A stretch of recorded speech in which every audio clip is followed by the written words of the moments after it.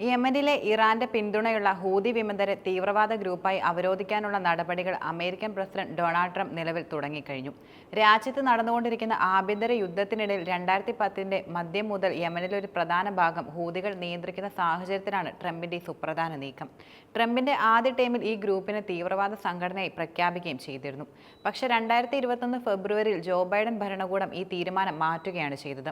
യമനിലേക്കുള്ള മാനുഷിക സഹായം എത്തിക്കുന്നതിന് ഈ പദവി തടസ്സമായെന്ന വാദം ഉയർത്തിയാണ് ബൈഡൻ ഭരണകൂടം 2021 ഫെബ്രുവരിയിൽ ഹൂതികളെ കരിമ്പട്ടികയിൽ നിന്ന് പ്രധാനമായും നീക്കം ചെയ്തത്. 1990കളിലെ ഹൂതികളുടെ സ്ഥാപക നേതാവായിരുന്ന ഹുസൈൻ ബദ്രുദ്ദീൻ അൽ ഹൂദിയിൽ നിന്നായിരുന്നു ഇവർക്ക് ഹൂതികൾ എന്ന പേര് പ്രധാനമായി ലഭിച്ചിരുന്നത്. അൻസാർ ഉള്ളഹ് എന്ന പേരിലും അറിയപ്പെടുന്ന ഹൂതികളെ ഒരു വിദേശ ഭീകര സംഘടനയായി പുനർനാമകരണം ചെയ്യുന്നതിനുള്ള എക്സിക്യൂട്ടീവ് ഉത്തരവിൽ പ്രസിഡന്റ് ട്രംപ് ഒപ്പുവയ്ക്കുകയും ചെയ്തിരുന്നു. 30 ദിവസത്തിനകം ഹൂതികളെ പുനർനാമകരണം ചെയ്യാൻ ശുപാർശ ചെയ്യുന്ന റിപ്പോർട്ട് സമർപ്പിക്കാൻ സ്റ്റേറ്റ് സെക്രട്ടറിയുടെ എക്സിക്യൂട്ടീവ് ഉത്തരവിൽ നിർദ്ദേശിക്കുകയും ചെയ്യുന്നുണ്ട്. സിവിലിയൻ ഇൻഫ്രാസ്ട്രക്ചറുകൾ, വാണിജ്യ കപ്പലുകൾ, അമേരിക്കൻ നേവിയിലെ യുദ്ധക്കപ്പലുകൾ എന്നിവയ്ക്കെതിരെ ഹൂതികൾ നിരവധി ആക്രമണങ്ങൾ നടത്തിയതായി ആരോപിക്കപ്പെട്ടതിനെ തുടർന്നാണ് ഈ തീരുമാനം കൈക്കൊണ്ടിരുന്നത്. മിഡിൽ ഈസ്റ്റിലെ സമുദ്ര വാണിജ്യം തടസ്സപ്പെടുത്തുകയും പ്രാദേശിക സ്ഥിരതയ്ക്ക് ഭീഷണി ഉയർത്തുകയും ചെയ്യുന്നതായി പറഞ്ഞ് ഹൂതികൾക്കെതിരെ ശക്തമായ അമേരിക്ക വിമർശിക്കുകയും ചെയ്തിരുന്നു. ഹൂതികളെ കരിമ്പട്ടികയിൽ നിന്നും ബൈഡൻ ഭരണകൂടം നീക്കം ചെയ്തത് ഹൂതികൾക്ക് ധൈര്യം പകർന്നുവെന്നും ഇത് ആക്രമണങ്ങൾ വർദ്ധിക്കാൻ ഇടയാക്കിയെന്നും ട്രംപ് ഭരണകൂടം വാദിക്കുകയും ചെയ്യുന്നുണ്ട്.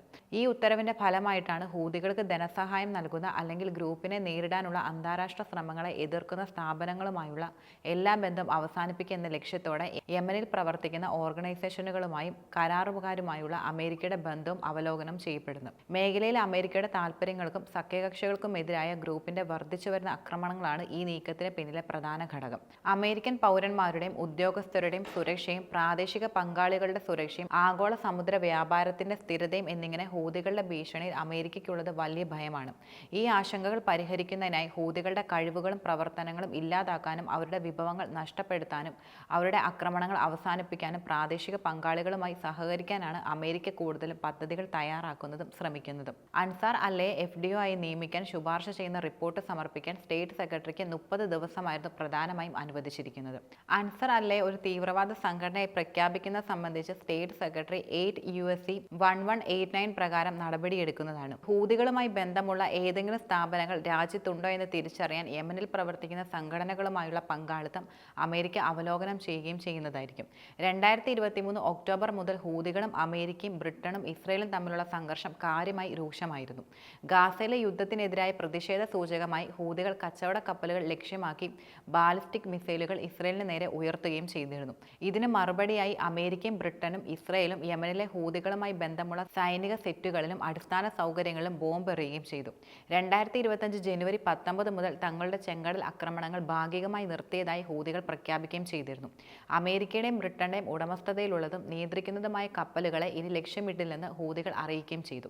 പക്ഷേ ഗാസയിലെ വംശഹത്യ കണക്കിലെടുത്ത് ഇസ്രയേൽ ഉടമസ്ഥതയിലുള്ളതും കൊടികെട്ടിയതുമായ കപ്പലുകളെ ഇസ്രയേൽ തുറമുഖങ്ങളിലുള്ള കപ്പലുകളെയും ഹൂതികൾ ലക്ഷ്യമിടുന്നത് തുടരുമെന്ന നിലപാടായിരുന്നു പ്രധാനമായും കൈക്കൊണ്ടത്. അമേരിക്കയോ ബ്രിട്ടനോ ഇസ്രയേലോ യമനിനെതിരെ എന്തെങ്കിലും ആക്രമണം നടത്തുകയാണെങ്കിൽ രാജ്യങ്ങൾക്കെതിരെ ഉപരോധം പുനഃസ്ഥാപിക്കുമെന്നും അവർ മുന്നറിയിപ്പ് നൽകിയിട്ടുണ്ട്.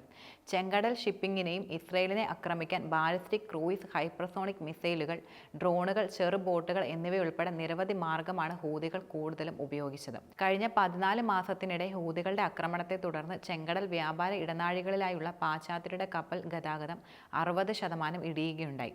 പക്ഷേ 2023 നവംബറിൽ പിടിച്ചെടുത്ത ഹമാസ് ചരക്ക് കപ്പലായ ഗാലക്സി ലീഡറിന്റെ ജീവനക്കാരെ ഹൂതികൾ വിട്ടയക്കുകയും ചെയ്തിരുന്നു. Philippines, Bulgaria, Ukraine, Mexico, Romania എന്നിവിടങ്ങളിൽ നിന്നുള്ള പൗരന്മാരടങ്ങിയ 25 ക്രൂ അംഗങ്ങളെ തുർക്കിയിൽ നിന്ന് ഇന്ത്യയിലേക്കുള്ള യാത്രക്കിടെയാണ് ഹൂതികൾ പ്രധാനമായും പിടികൂടിയത്.